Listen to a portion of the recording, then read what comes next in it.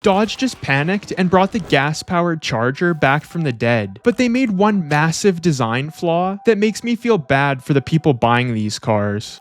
After forcing an electric muscle car that absolutely nobody asked for, they watched their loyal fan base of muscle car bros and cool dads walk away. So go figure, they hit the panic button and threw an engine back into it. And believe it or not, this made the problem even worse. Dodge managed to screw up the easiest apology in automotive history, and to make matters worse, their new Savior car, with the actual engine in it, is going to make you the laughingstock of every place you drive it. For over a decade, Dodge had the market in a headlock. They didn't just build muscle cars. They built a real cult following. The people who wanted luxury bought a BMW. The reliability nerds, they bought Toyotas. But if you wanted to terrorize your local intersection, you bought a Scat Pack or a Hellcat, and a few spare tires. These cars were raw, loud, and most importantly for Dodge, printing money. But here's where things began to go terribly wrong.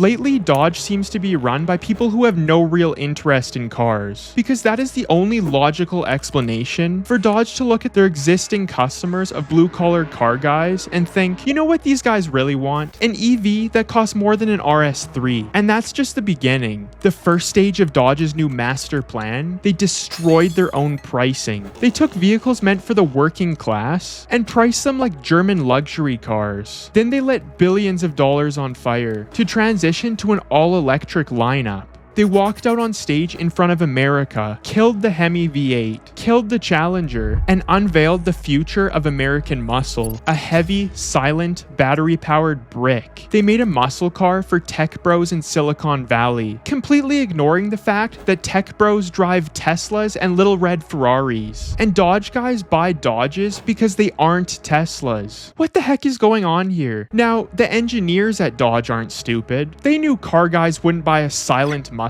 car, so instead of, leaving the engine in it, they engineered the Fratzonic chambered exhaust. They bolted a giant external speaker underneath the car to play disgusting fake V8 noises. And to the 12 people who decided to buy the new Charger EV, you're now driving a 6,000-pound speaker. Makes me sick. The result was brutal. Sales plummeted. Dealership lots turned into graveyards of unsold cars. Even the Dodge Hornet was sitting on lots for 400 days. Big surprise there. And worse still, the CEO who caused this disaster quietly resigned on Sunday in December 2024. The company was now staring down billions of dollars in lost money. And this is where the story gets even crazier. New leadership steps in. Their mission was to rebuild Dodge into what it once was. And they look at the burning wreckage of the Dodge brand, and they hit the ultimate panic button. They realized the EV was a flop before it even hit the streets. So they rushed out a savior, the Dodge Charger 6-pack. Cute little name there, Dodge. It's not a V8. It's a 3-liter 6-cylinder. And honestly, engineering-wise, it's kind of cool actually. It makes over 500 horsepower. It has real turbos, real combustion, and real speed. In any other timeline, dropping a highly tunable twin-turbo straight 6 into a rear-wheel drive American coupe would be the ultimate enthusiast dream. You'd have the JDM guys and the muscle car guys shaking hands and bonding over this little creature. People would be throwing bigger turbos on these things and making 800 wheel horsepower. It should have been a massive win, but this car was destined for failure before it even hit the showroom floor.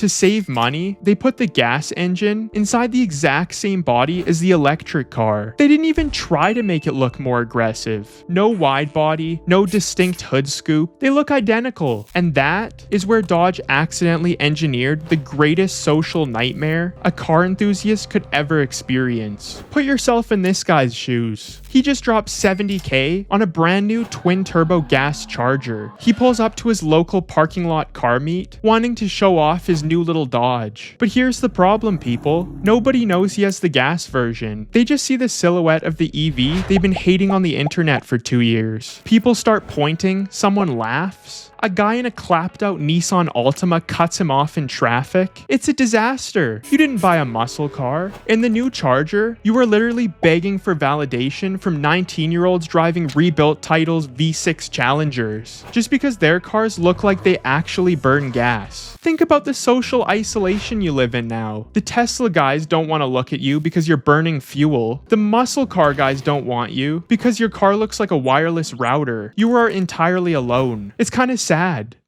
Dodge didn't just ruin the Charger's legacy, they made it socially unacceptable to drive one. They took the most intimidating car on the road and turned it into the punchline of the decade. Dodge learned the hardest lesson in the automotive industry. You don't own your customers. If you treat them like they're stupid, they will gladly take their money to the Ford dealership, the ops. But what do you think? Would you be caught driving this apology car? Or is the Charger name now officially dead? Let me know in the comments.